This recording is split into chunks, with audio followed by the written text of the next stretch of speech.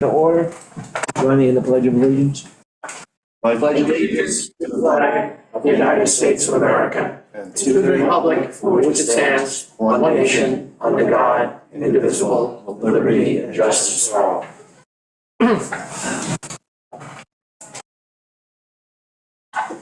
Okay, the first thing on our agenda is business on town property. We started talking about this last week. We do have some applicants that came in. Applications came in this week, pretty much the same people as last year, but we want to make sure that we have all our ducks in a row this year because we think there might be some added applications and Jim made some highlights. You want to walk us through? Sure. So we had a meeting right away on last Wednesday at 2:45 here in Town Hall with our town attorney, Meg Larson, BJ, Christina, myself, and I said Chief Reed. And we looked at the current town code, which we have laid out there, no sense reading that. But our goal was to develop procedures that enables the town to remain fair and impartial in granting permits to businesses that wish to operate at local beaches and/or other town properties during the summer months. And again, it could be slightly before Memorial Day to Labor Day, but roughly during the high season. The notifications, we said because we had a little late jump on this year for 2023 only, that the town clerk post in the March 16th edition, which will come out Thursday, the request, they are due back to the town clerk within 2 weeks on March 31st, which we updated that March 31st, which is a Friday. They will be discussed at town board meeting. A special meeting will be held on April 18th, which is a Tuesday, and will be approved not later than April 25th of this year. But 2024 and beyond, the dates are February 1st, going into the paper, due back not later than March 1st, discussed by the town board at work session during the month of March, and approved not later than April 1st, which will just basically move everything up about 2 weeks. Limitations or maximum number of businesses on specific beaches. I just want to interrupt for I'm a sorry. second. Yeah. Because we went back and forth with the March 31st deadline in October, Yes. April 15th. So it's March 31st because we did get it into the paper last week. Yes. Yes. Yes, okay, yeah, I'm sorry, yeah. Okay, I because we think did. for 5 minutes it was on the website. Okay. With the April deadline, but we fixed that. Okay, I just want to make that clear so that if someone, Yep. everyone knows March 31st. sounds good. One of the important things we said too, the town clerk, when they submit the applications, town clerk will take it upon herself to look for the completeness when submitted. No application will be considered without it being completed in its entirety. And that application has been modified very slightly. Limitations of the number of small businesses at each beach. At Crescent Beach, the maximum number will be, as it has been in the past, will be 5. And at Wade's Beach, the maximum number will be 2 businesses, with no businesses located on the beach itself. Parking for these businesses will be assigned areas somewhere behind the bathrooms. So we'll try to get it out of the lots, because I think if you have like a food truck in the middle of the parking lot, that represents a safety factor with people running in between cars and going like that. You got to have a designated spot behind the bathrooms if at all possible. Then we came up with 9 other factors that we'd like to consider for the outdoor assembly permit. Number 1, no duplication of services. So in other words, if we end up with food trucks at Wade's Beach, we're not going to have 2 food trucks, 2 ice cream trucks. You can have an ice cream truck and another truck that's selling hamburgers and hot dogs, but you can't have 2 of the same services at Wade's. Number 2, limited square footage. This is particularly important down at Crescent Beach. The areas will be limited to 20 feet by 20 feet. If a tent is to be utilized, the maximum tent allowable will be 10 feet by 10 feet. Okay, so the massage last year, the last couple of years, had 2 10 by 10 tents. So are we Said gonna, 20 by 20 was okay. well, that's for the whole area. For the whole area. Well, 20 by 20 is 400. 10 by 10 is 100. If you put 2 10 by 10 tents, you're using half the space. you're not using all of the space. Yeah. So in that particular instance, we might have to look at that, only because of the nature of that business. Right. But we'd like to limit it to one tent. We'll take a look at that then. Brick and mortar has always been a consideration, gets a higher priority. Obviously, these are businesses from the island. If the town receives 2 or more brick and mortar applications for the same service, it will utilize an RFP, a request for proposal, to help them determine who gets selected. The town board may consider a bid process or other means to determine who's approved. Number 4, no retail other than food will be permitted. Previously, the town had received requests from vendors who wanted to sell a variety of products, necklaces, jewelry, and things of that, scarves, bags, on the beaches. This is not the Bermuda or one down on the islands. So we refrain from doing that because there are places on the island that do sell these products. Number 5, parking space issues. 1 space will be provided and must have a valid town beach sticker on it. Number 6, permit fees for the season will remain at $250 for the season. The provided part, too. Yes, No, they're limited to one they're space. limited to one space. They have to have a It won't be parking. provided. That just has 10. Exactly. Mark it off, Yeah. maybe for a short loading period, correct. you know. That normally will happen probably before 9 o'clock because of area of operation where there will be spaces available for that purpose. We kept the fees exactly the same. It's something for the next board to take a look at, but we had just raised the fees 2 years prior to that. Hours of operation, 9 a.m. to 7 p.m. The town does not clean the beaches, the town does clean the beaches periodically in the morning, therefore no setup before 9 a.m., and that's what we agreed to. Okay? They will know, by the way, the dates that the town is normally down, particularly Crescent Beach, but also at Waits Beach itself. And part of that town cleanup is, goes on in the early morning hours. Number 8, the application is good from rather than Memorial Day to Labor Day. We changed it from May 15th to September 15th. Number 9, add on page 3 of the application, garbage cans at beaches should not be utilized by the applicant/vendor. Vendors need to remove. We say will not? Will not. Will not, okay, will not, okay, thank you. Change that to will not should not, will not. Utilized by them. They're responsible for taking their garbage out on a daily basis. Last year, we were seeing overflows of garbage and things like that, and we just want to keep the beaches absolutely clean. So that was the proposal. We shared it with the board. I have a question. The town clerk will review for completeness. Would the proof of a health department permit be part of that? Sure, if it's a full. So if they don't have the permit, they have- So Amber did go over and make revisions to the application, Yes. and it notes all of those things. Yes. So if you Yeah. look it over, instead of just randomly asking age, it's a copy of the applicant's photo ID, so you have all that. Yeah. And then where it says nature of the business, please review the following guidelines and provide a description of services. It notes, retail is not permitted on town beaches.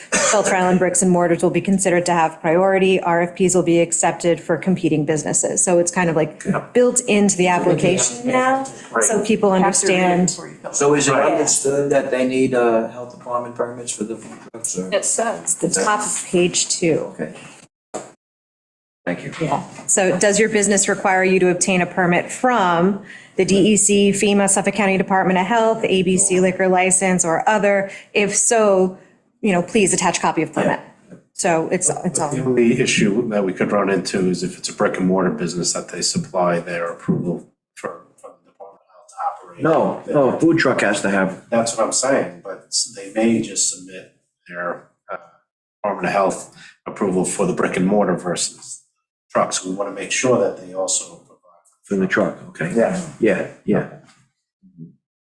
Okay, and the only other question I have is a little bit of a wrinkle, and I don't even know where it goes.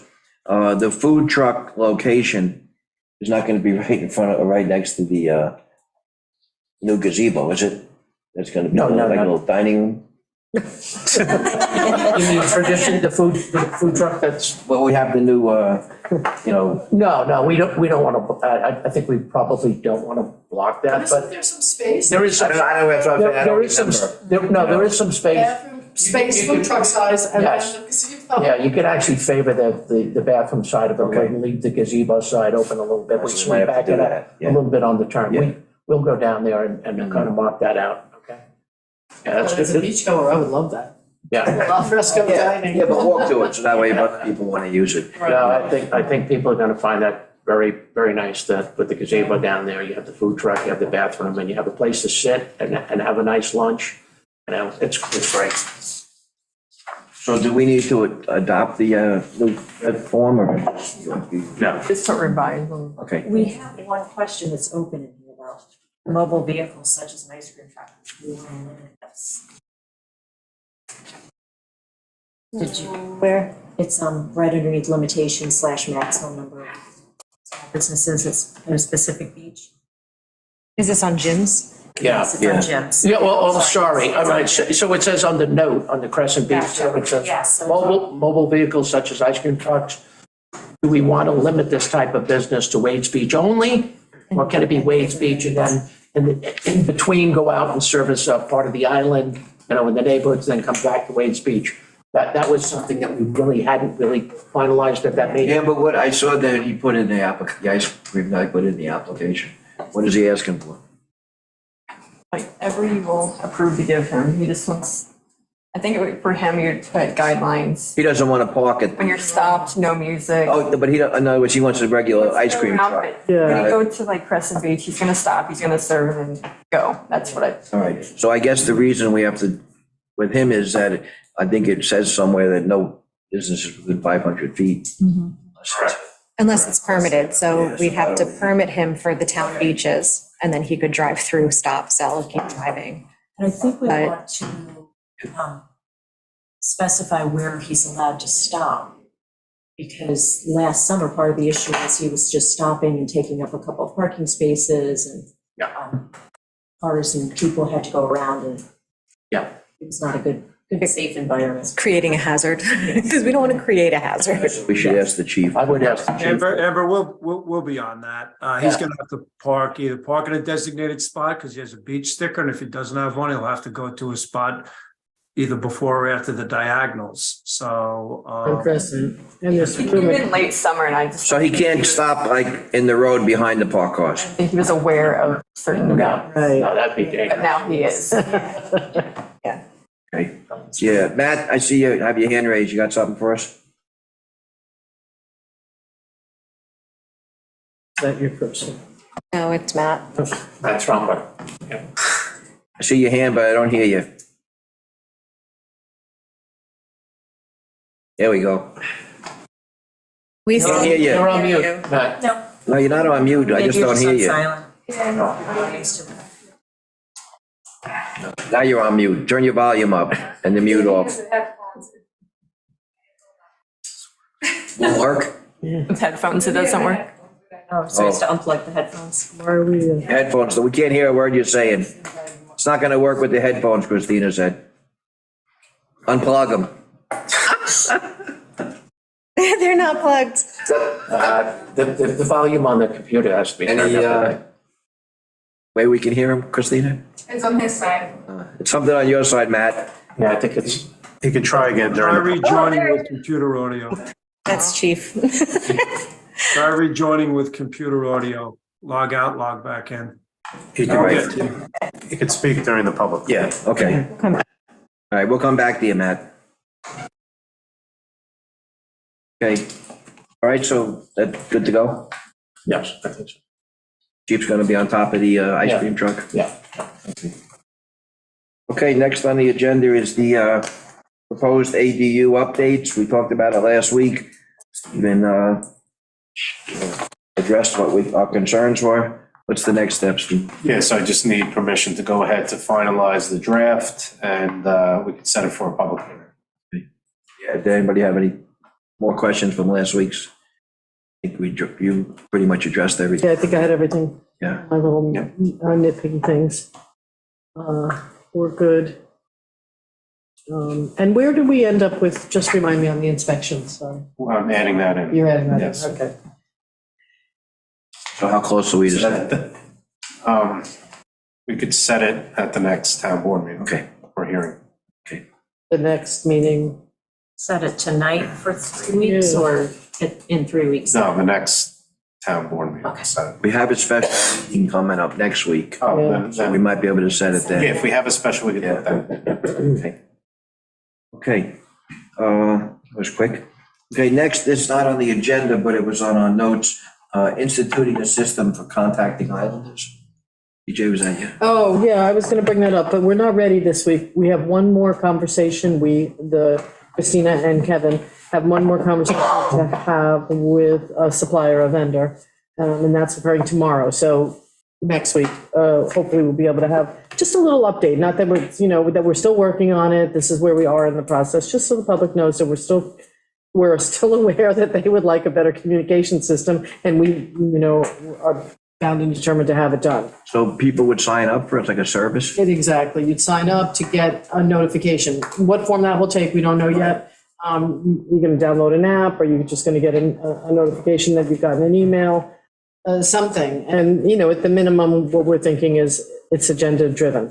So if you wanted to get the agendas for the WMAC, I hope you'll be able to sign up for that. Town board meeting, something like that, be Right. citizen-driven in terms of what Like, they get. like all things, though, it seems to just get more complicated the more you look at it. So it sounds like a very simple option, a simple fix, but then you look at it and it's like, well, if you're doing this, then here's the domino effect. And go ahead and try to change your website once you've done this. So those are the kinks that we're trying to work out so that we don't, A, waste any money, B, waste time, and even worse, have to switch a supplier and then after people have gotten used to one, oh, that won't work with whatever it is now we want to do. So, It's being an effective long-term solution instead of just like a, yeah, quick fix, Let's solve your immediate desire, but not actually fix the problem, right, exactly. long-term. I think you and I. Yeah, at the AOT, yeah. Yeah. Okay, that's it, I think. Around the table, I'll start. First Friday, we have a department heads meeting with Alyssa Zuckerman to go over valuations and just different procedures for department heads. That's a seminar for all, mandatory for all the department heads. That's Friday. Friday. 10 a.m., correct? Yeah. Then the other thing, Amber and I last week went to the East End Supervisor Mayor's meeting. If you want to talk about that, No, but you can go back at my notes. pretty much, Friday after that, I had a meeting with the East End Supervisors. And do you guys remember there was a fund called the East End Economic and Environmental Institute. And this was created, oh, I don't remember this. This was created when the towns didn't follow the DEC regulations to close the landfills. Shelter Island was the only town that actually did. We didn't get fined. But those monies went into a specific fund, and they called it the East End Economic and Environmental Institute. And I'm not really sure what they used it for in the past. But long story short, there's been about $200,000 in it for the last 20 years that nobody could touch. So Jay Schneiderman's leaving office, so he wanted to try to get this done before he left. So he got the state to agree that we can use that money, and we're gonna give it, donate it to the Peconic Estuary program to Nice. work on the East End projects. Then the second resolution we did was dissolving the East End Economic and Environmental There you Institute. go. Yeah. This is the one, if you remember, Gary Gerth had thought we might be able to get that money for a boat, but I don't know how that would have been, because why would Shelter Island get all the money? Put nothing in. Yeah, yeah. Yeah, I think it was like Shelter Island and Greenport, Yeah. help out boat. Correct, it was a pump out boat, yeah. Right. Yeah. And use WQI funds for a pump out boat, just. Right. Mhm. Yep. Okay, that's it for me. Meg? Oh, Amber, you want to go? Okay, go ahead. Say Amber's got more on that. Yeah, I was gonna say, yeah, from the meeting, someone from the governor's office, Ruth Ann Snoskis, who's the commissioner / CEO of New York State Homes and Community Renewal. She came to speak about the governor's housing compact. So some of the highlights that I wrote down, she answered some of the questions that, we've been wondering about. Like, we're going to use the 2020 census data is our baseline for where to start our housing numbers. And we won't start counting until 2024 on new housing units in the system. And the way they're going to track it is we're going to be uploading permit data to New York State. So one of the questions that I had asked from that is, if we have ADUs that are being converted from, accessory sleeping quarters to accessory apartments, and it doesn't require a building permit, how are they going to count that as a new housing unit? And she didn't have an answer for that. So there's more work that needs to be done on this. Even with licenses. Yeah, did they even make a decision on whether they're gonna count ADUs as a housing unit? No, they hadn't really. She was very sketchy on Yeah. that. She said they were still working on that piece of it. And for the East End, not just Shelter Island, but East Hampton and Southampton, ADUs is a big component in trying to get more units without, overbuilding, because the whole East End is, pretty close to, build out.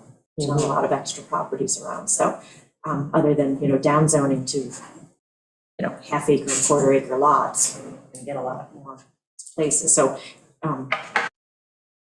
everyone mentioned those kinds of comments to her, whether or not she takes it back, but she said the governor got some of those same comments. Well, I got, the same comments Friday, and I kind of followed up Wednesday at this meeting with the fact that, mandates are all well and good, but none of us have the infrastructure to accommodate it. And that's where the funding should be coming in the first place is, to water and septic and, those issues. Really wasn't a very well thought out proposal. And But she's sticking to her guns. Yeah, affordable units would count 2 for 1. So that was fine, that was a question that was out there. The fast track will not override health and safety, which includes Department of Health. So that helps us in that they can't just come in and approve something that Suffolk County Health Department won't sign off on. That's huge. Yeah. And if we don't meet, the push is, look at what you want to do, because you need to make zoning changes in order to add units. And so they're stressing that we look at it rather than them coming in with this fast track override group who just will do whatever, But they can override it. They can override. And the one issue, Not the health. well, yes and no. Well- And I use the example is, what if somebody bought a 10+ acre parcel and said, we'll put in a community well, and we'll put in our own sewer system. That would meet the Board of Health's compliance, and this fast track would override it.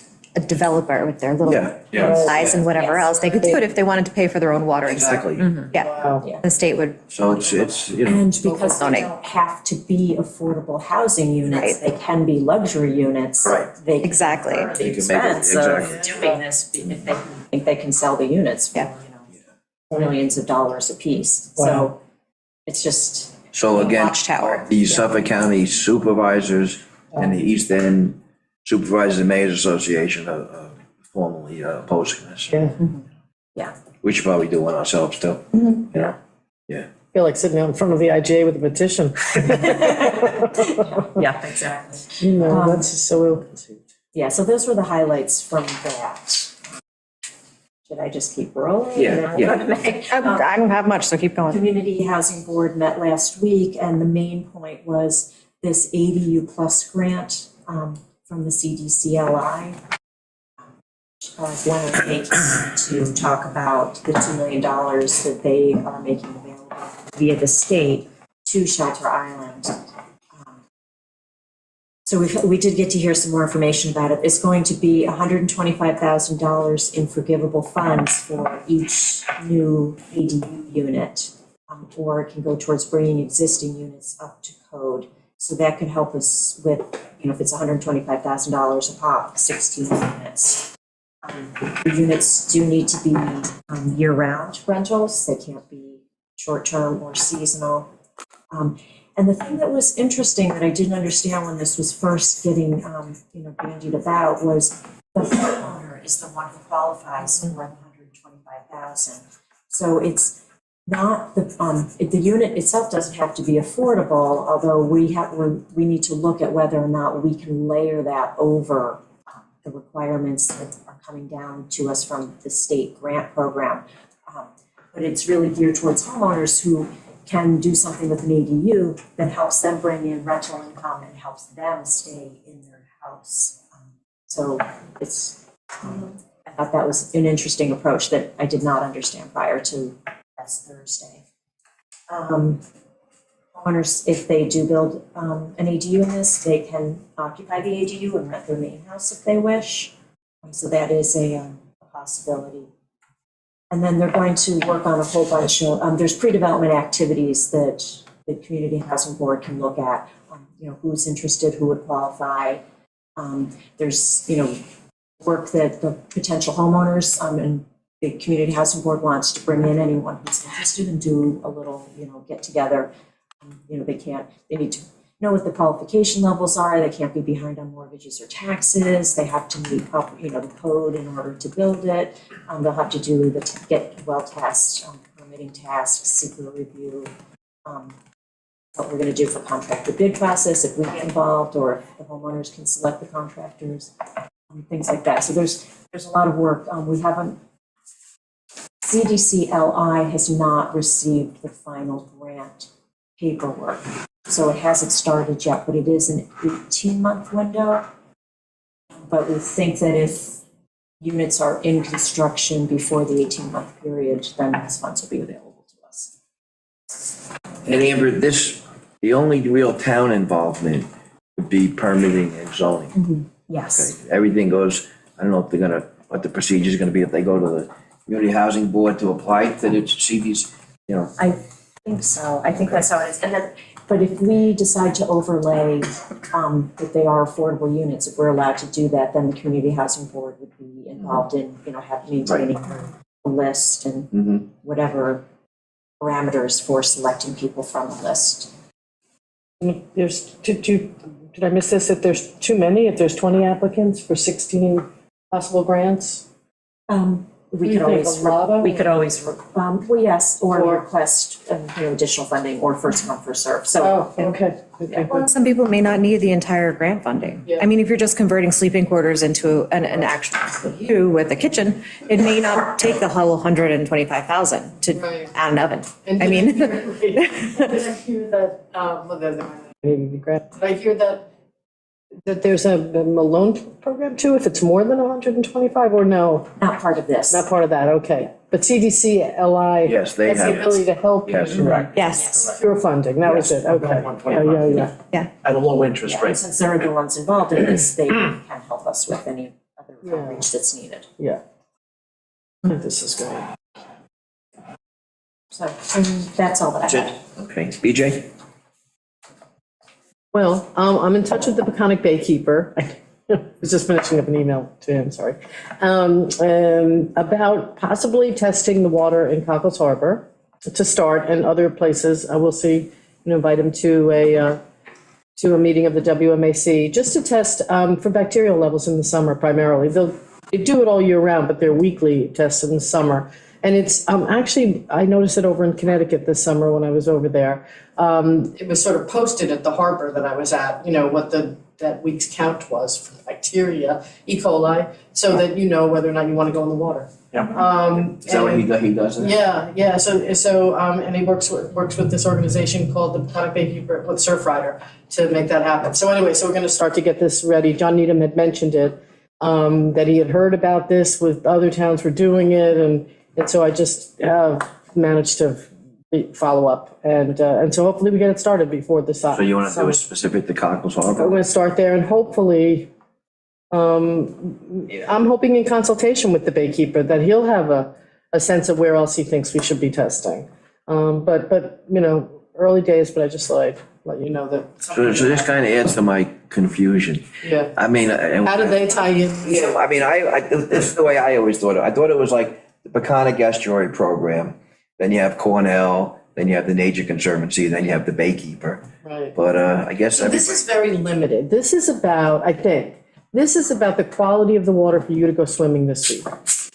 You know, and that's different than I think the initiative that PEP is undertaking, the 2-year, $300,000 testing to find out perhaps good, Temperatures. sites for habitat restoration versus the CCE program that we've been discussing here, that they want to, testing is certainly part of that program, but it's also about getting going with habitat. So I do see them as distinctive. And this came up at the WMAC because I am constantly with Pump Out Boat, Yeah. Pump Out Boat, and John Needham is like, I don't really think it's necessary. Let's have some data. Yeah. And so the data is this. This is the perfect, and it's just good to have for the public. It could go in the paper, it could go on our website, the results weekly as to what the quality of the water is that week. It doesn't distinguish between who's contributing the E. coli. just to play devil's advocate, wouldn't it make more sense to do it in West Neck, because that's where the swimming beaches are? Well, that's where swimming beaches are. The only reason I approached them with Cockles Harbor as the idea was because of the anchorage. So yes, it would be because of the anchorage there too. It's about, for me, people overnighting on boats. You know, this is how I'm just giving the. Let's get our foot in the door if you can. Yeah, right, exactly. And he did say other sites in his Okay. response to me. Yeah. So, It's a Because double, West Neck would be another good one. Totally. And you do the creeks, I mean, Right. West Neck and Manianic, but. Yeah, it's a double-edged sword when you do that, you know, no information sometimes doesn't interfere with the tourism, you know. I know. However, it does call daily, you know, weekly attention anyhow Right. to an ongoing problem that by the public becoming more aware of the degree of which this is happening, yeah. it pushes the public to want to clean up those water bodies even more quickly, to be more supportive of Whatever initiatives. water initiatives in terms of, yeah. And you know, Jim, you could be seeing sort of like E. coli, whatever, a natural level. That's not dangerous here. And maybe it goes up just to here in August. And that's still not maybe a level that's considered to be, you have to stay out of the water, but maybe we want to deal with that. Even though it's below some sort of, you know, Yeah. health risk, but we see it's gone up because of the anchorages. Or because maybe it's increased use of houses along the water. We don't know. And it's not that sensitive, but I just think if this first summer shows us something, then we need to go in with a finer. It's all part of everything we do here about being data-driven and trends. Yeah. You know, seriously, I mean, you go from year to year, we can actually look at a 5-year, 10-year block and look at that kind of data saying, you know, whether we do it, we've been doing it for decades with deer vehicle accidents. And we can see a trend, actually, you know, it's right there. But there's no reason why in the water quality you couldn't do the same thing, you know, but it would maybe light a fire under people to be able to, because we are dependent on clean water for a variety of reasons. But obviously, when you're in a tourism area, people they're not coming out here to lay on the beach. They want to get in the water. You want to keep the water as clean as you possibly can. So anything that motivates that to clean up that water body. And by the way, the Great Lakes, they're cleaner. And the Hudson River, cleaner. Long Island Sound, cleaner. How did that happen? It didn't happen overnight. There are a lot of initiatives. The Long Island Sound, for instance, was Connecticut, New York working together to clean up a very large body of water. So therefore, if you go into Manhasset Bay or Roslyn Harbor or any of those where they haven't had shellfish in decades. And when I was a little child, 70 years ago and 60 years ago, those were closed down. They haven't been opened up for 50 years. They're starting to open it up. Why? Because the water quality is actually getting better. So as bad as things can seem, you actually can take measures to rectify. It may take you a little longer, but there's no time like the present to start, you know? So that was it for me. Okay. Meg? I just have, with BJ, we have a meeting with the comp plan consultants tomorrow at 11, so we can work out timelines and path moving forward. And then ZBA tomorrow night. And that's it. I mean, I've had a whole bunch of meetings, but none of them have been. Good, thank you. Jim? Yeah, on behalf of the board, we'd like to congratulate Sean Clark and Oh, being yes. chosen as the, being Police Officer of the Year. We have a great police department. Sean, been on the force now, I would say probably 4 years or so, or thereabouts, 3 or 4 years. A great addition. What a great young man that this guy is. Congratulations to Sean and to the Shelter Island Police Department and to Chief Reed, who continues to attract really fine young men and women to the police department. And it's nice now to say that we have a woman on our police department. So I think we're heading in the right direction in terms of where we're going with our police force. About to Real Point, and of course, Shell Beach, these storms that have been coming up, and of course, last night was no different with another nor'easter. The dredging was finished in mid-January. It is now mid-March. That's 8 weeks ago, 9 weeks ago, 2 months. We have lost, by my estimation, I take pictures of it all the time, probably 15 to 20% of the dredge that we did 2 months ago is gone. If you've been out to Real Point, you can see that. These storms do pay a price. So it's literally shuttling it against the tide, which is why we have to dredge every single year. Until the Army Corps steps forward, we start either putting in some low groins or some rock revetment or some type of cobbles or whatever the strategy might be to stabilize the eastern shoreline, we will continue to replace on the spine. And then when those waves come in, it's almost like you take a knife and cut right into the spine, and then goes another 2 or 3%, another 2 or 3%. And 5 storms later, you lost, 15, 20% of your beach. Jim, I asked Stephen to get in touch with the congressman's office. Have they gotten back to us yet, or? Yeah, so I just texted him 10 minutes ago.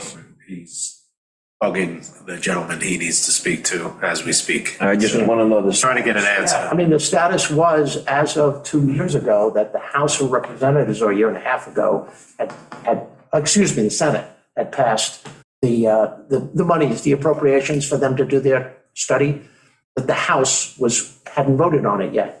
Monies are there for 3 projects, as Amber said, I said 2, but it's 3 projects here in Eastern Long Island. And us and Greenport were 2 of the 3, and the other one I think was closer than that. But it was a pocket of money designed to get the Army Corps out here. They want to do their own study because they're going to do this project. The great thing about allowing them to do it and being patient and waiting and spending $100,000 every year to dredge, you're paying for it indirectly through your taxes, Suffolk County taxes, is that the Army Corps will pick up 2/3 of the cost of whatever the remediation measures that future town boards decide to do out at Real Point. That's a big chunk. When they come in and pick up between 65 and 70%, which is what the quote was, on a $3 million project, they're picking up $2 million, you're stuck with $1 million.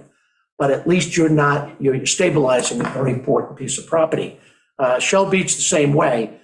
They came back a second time now, worked on it for 2 or 3 more days, bringing truckload after truckload of spoils from Maples Creek out to Shell Beach. They put that in, we're on town property, where on the outside to reinforce what had been lost. I'm hoping that when they order 750 more grasses, I'll get a group of people out there. I know it's not on Silver Beach property, but it's on town property. In a matter of, if you get 6 people, you could do it all in an hour and a half. You can put those plugs in real fast. Those plugs do help. And the grasses, instead of being this high, the following year, 2 years later, they're up 2 or 3 feet, and they help stabilize it. And I think you have to kind of convince Emma or whoever's sitting in the seat in the future of trying to put some boulders. If we can get some boulders out in front of that portion, it will cut down on the workload. Otherwise, we're just stuck with the same, we're adding to projects. Where did we get the money for the gabions? Gabion was a federal funding that came through on that. Remember, that was done right around the time of Sandy and Irene, Irene then Sandy, I guess, in 2010 and 11, was that? Was that work? That's work. The gabions work extremely well if they could be extended. Yeah, the gabions extremely well, but even on Silver Beach property, we spent the $4,000 for the boulders. Yeah. A ton and a half ton, there was 75 of them. The town, Right. we bought them, they went, Riverhead picked them up, brought them to Shell Beach. The highway department put them in place, they put the nylon in, then put them on that, and built the sand on it. Now, the sand sucks out between those big boulders, but Oak Tree Lane remains. Yeah. It remains solid. So, it's just, you want to be able to do things where you're not having to pull maintenance every year on something. It's just another thing that you have to pay attention to. And, the flooding, and that's why at the ferry terminals, we're doing what we're doing in terms of raising the ramps.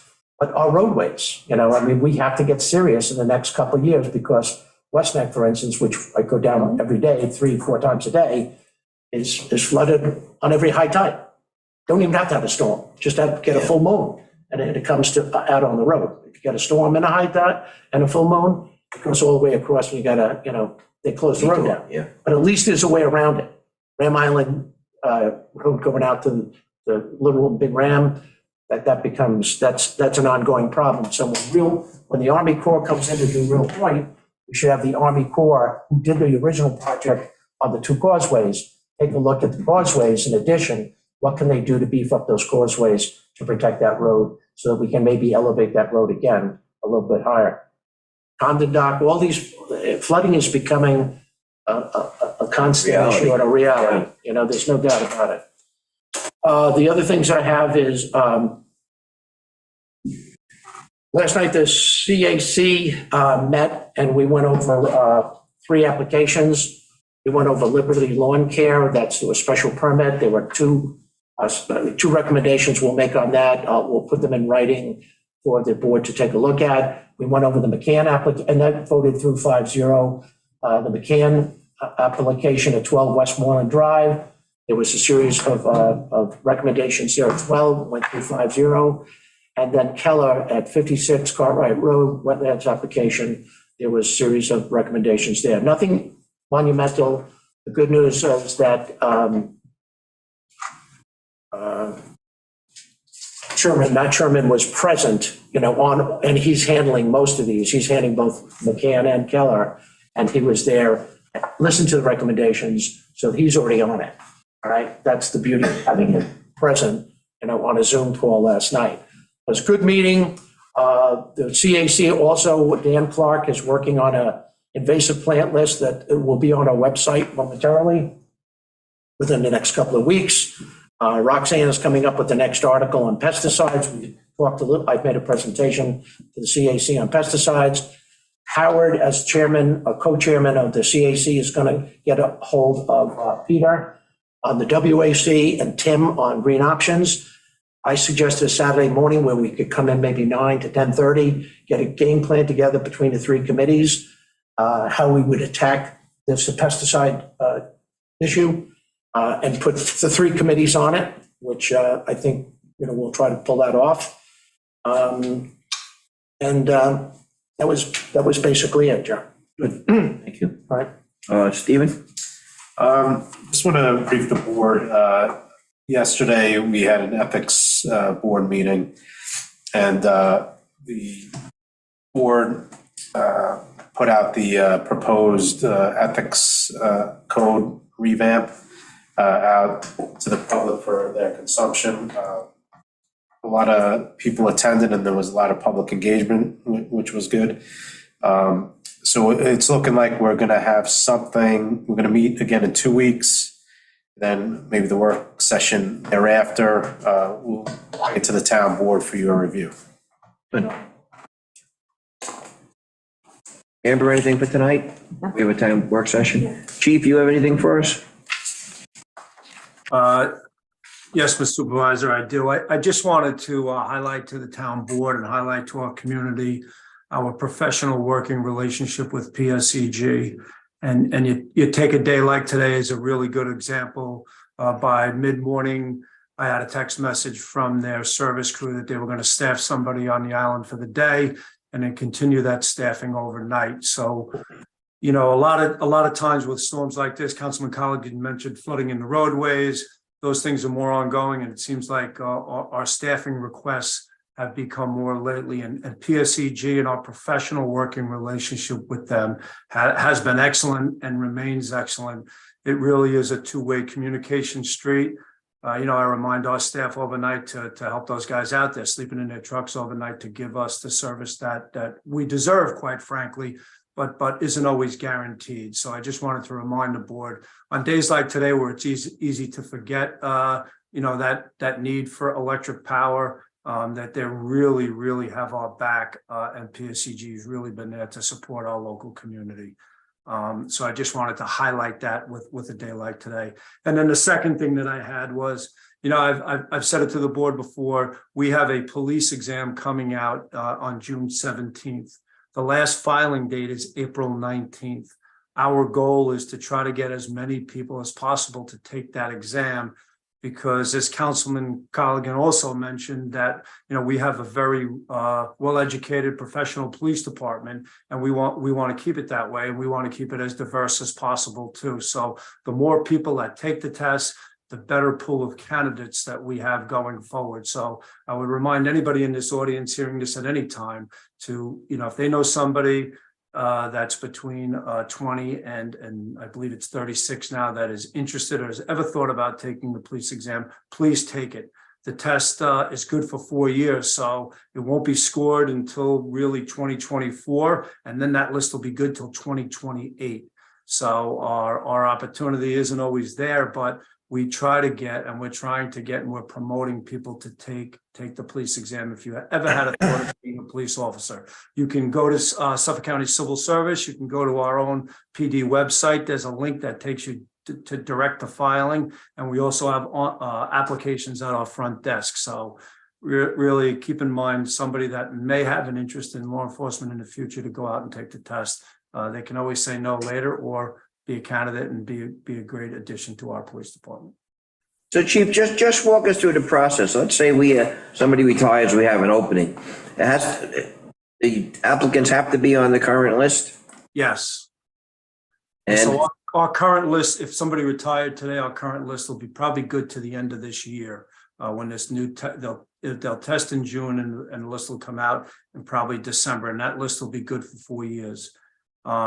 If we exhaust our local list, then we go off the top of the Suffolk County list, the broader list. Right. So there's a Question. residential preference Right. first. And I'll tell you, in the past, we've had anywhere from 10 to 20 candidates on that list. Maybe at a high time, 25, and at a low 7. But really, it's to our advantage to have as many candidates as possible on that list. Right. Okay, good. Thank Jim, you. while you're on there, I just made a note to myself that stuff on police reform and stuff and training and specialized training, maybe down the road of, whether it's better to hold it off to summertime when most of the people return, it would be a great opportunity for the police officers, the police department, to be able to talk about, what we've done locally, how the training has changed, some information about the NARCAM grant for how that money's going to be utilized. I think people should be reminded of that. And maybe it's just a nice way to being able to, again, put our police department up there as, you seem to be one step ahead of everybody else, when it comes to these topics. Maybe just for good public relations to get out there to, what were your thoughts? Yeah, Jim, and I try to keep a balance. I'll give you a sports analogy. When there's a great basketball game or a football game going on, it's about the athletes, and the referees are behind the scenes, right? Right. So it's not about officials, right? So Yep. so I try to weave that into our police world a little bit. Maybe there's times where I could promote some of the things we do a little bit more, and I take to heart what you're saying. We can easily do that. I can give you feedback on those topics real easy, and I'll be glad to do that, and I'll follow through on that. But try to keep that balance of what I would call being a good referee and letting the game play. Yeah. Hey, Jim, I don't have a sports analogy for this, but, I know you meet every year with Sunset Beach and, a preseason, touch base. But now that we have, some significant, new businesses, either new or back again, maybe we should think about doing a meeting with all the big restaurants and hotels. Sure. So, because of some of the businesses on the beaches, I've already had one outreach to Sunset, and I will absolutely set up a meeting with a smaller group to meet with them. And just while we're talking about the police department, one of the other things we do is we try to go to our bigger hotels like you're talking about, Jerry. We have a department training coming up on March 24th. And one of the things we're doing in that training is doing a full walkthrough of the Prydwen this year. We try to identify a local business each year and get our head around, police operations there in the summertime when they're busier. So, it kind of highlights what Councilman Colligan said again, and what you're saying about getting with those. So we do that on some level, maybe not as publicly as I just made that one. Right. But that does go on. But I'm fine with that if you want me to schedule or try to schedule a meeting with them to just talk about, summer operations and how the town can be supportive of their operations and how they can be supportive of the town. Yeah. That's a fine idea. I just think it'd be good to touch base. Yeah. Anything for the chief? No. All right, thanks, Jimmy. Okay, Matt, I see you're back. Let's try again. I'm here. Okay. Hey, we got sound. I even had a Post-it note that if no one could hear me, I was going to hold up. So I apologize. I'm working off of a new computer and I still don't have, I just installed Zoom before this meeting. But Jerry Siller, Town Board, Chief Freed, Mr. Kiley, and Town Clerk's Office. It's one more year. This is our 13th year with Venture Out on the Beach. And I listened to what you guys said in the beginning of the meeting, and I apologize once again that I could not get on. I don't know if I should just ask three or four questions first or go over them individually. One is, it's our 13th year once again on Crescent Beach, and we thank the town for letting us operate there. The main concern is of this new application that is available, but it's due March 31st and it is March 14th, and we don't have it.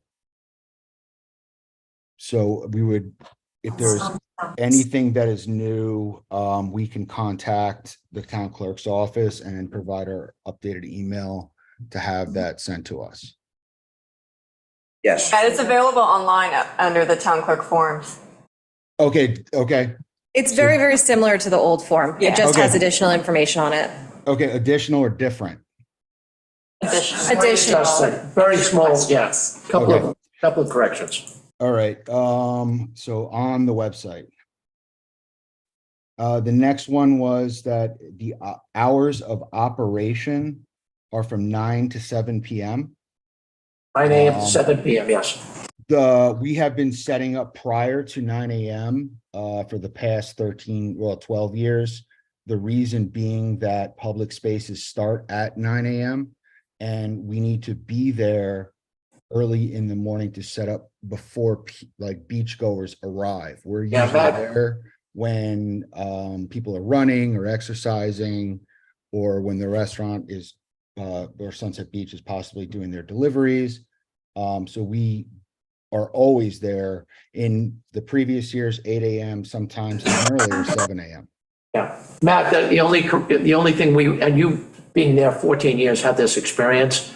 When the town highway department comes in to clean up the beach, that usually is done, earlier than that, more like 7:30, 8 o'clock, usually out well before 9 o'clock in my estimation, when I've seen it. So that should not be a major issue. Okay. We just didn't want to see the two conflict.